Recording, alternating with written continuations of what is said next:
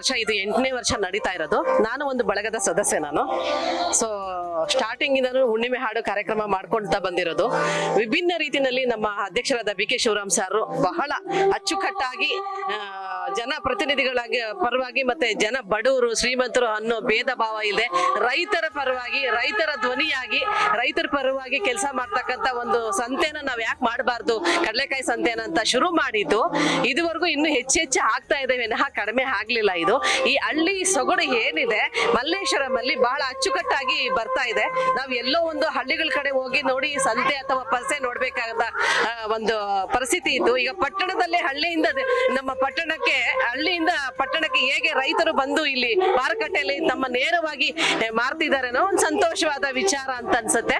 ಈ ತರದ ಒಂದು ವಿಭಿನ್ನವಾದ ಒಂದು ಕಾರ್ಯಕ್ರಮಗಳು ಮಕ್ಕಳಿಗೂ ಅಷ್ಟೇ. ಪಟ್ಟಣದಲ್ಲಿ ಬರೀ ಒಂದು ಕಂಪ್ಯೂಟರೈಸ್ಡ್ ಜನರೇಷನ್ ನಲ್ಲಿ ಇರ್ತಕ್ಕಂತ ಮಕ್ಕಳಿಗೆ ಬರೀ ಶಾಲೆ, ಕಾಲೇಜು ಮತ್ತೆ ಇದು ಒಂದು ಸಿಸ್ಟಮ್ಯಾಟಿಕ್ ಆಗಿ ಸ್ಟಡಿ ಮತ್ತೆ ಹೊರಗಡೆ ಬಿಡ್ತಾ ಇರ್ತಕ್ಕಂತ ಇಂತಹ ಸಂದಿಗ್ಧ ಪರಿಸ್ಥಿತಿನಲ್ಲಿ ಈ ನಗರದಲ್ಲಿ ಬೆಳೀತಕ್ಕಂತ ಮಕ್ಕಳಿಗೆ ಒಂದು ಹಳ್ಳಿಯ ಸೊಗಡನ್ನ ಉಣಿಸ್ತಕ್ಕಂತ ಕೆಲಸ ಮತ್ತೆ ಸಾಂಸ್ಕೃತಿಕ ಕಲರವ ಅನ್ನೋದೇನಿದೆ ಅದು ಜಲ ಹಸಿರು ಮತ್ತೆ ಉಳಿಸ್ತಕ್ಕಂತ ನಿಟ್ಟಿನಲ್ಲಿ ಬಹಳಷ್ಟು ಜನ ಕೆಲಸ ಮಾಡ್ತಾ ಇದ್ದಾರೆ.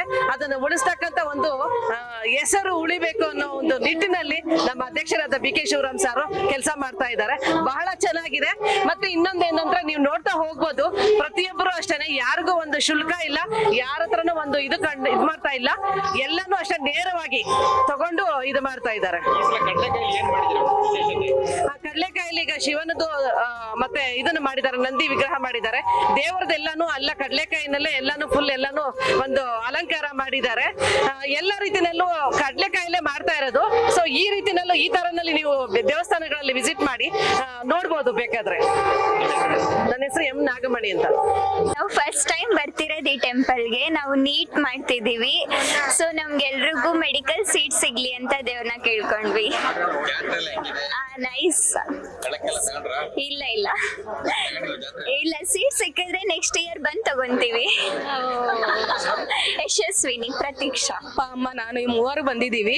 ಅಪ್ಪ ಅವರು ಹಾಡುಗಳನ್ನ ಕೇಳ್ತಿದ್ದಾರೆ. ನಾವಿಬ್ರು ಲೇಡೀಸ್ ಅಲ್ವಾ ಪರ್ಚೇಸಿಂಗ್ ಬಂದಿದ್ವಿ. ಕಡಲೆಕಾಯಿ ಪರ್ಸೆ ಮತ್ತೆ ಎಲ್ಲಾ ದಿನ ವಸ್ತುಗಳು ಬಳಕೆ ಮಾಡೋವಂಥದ್ದು ಎಲ್ಲ ಇಟ್ಟಿದ್ದಾರೆ, ಅದನ್ನ ನೋಡಕ್ ಬಂದಿದ್ವಿ. ಯಾವ್ದಾದ್ರು ಕಡಲೆಕಾಯಿ ರೇಟ್ ಇದೆ, ಆದ್ರೂ ಯಾವ್ದು ತಗೊಬೇಕೋ ಅದನ್ನ ತಗೊಂಡು ಮನೆಗೆ ಹೋಗ್ತೀವಿ.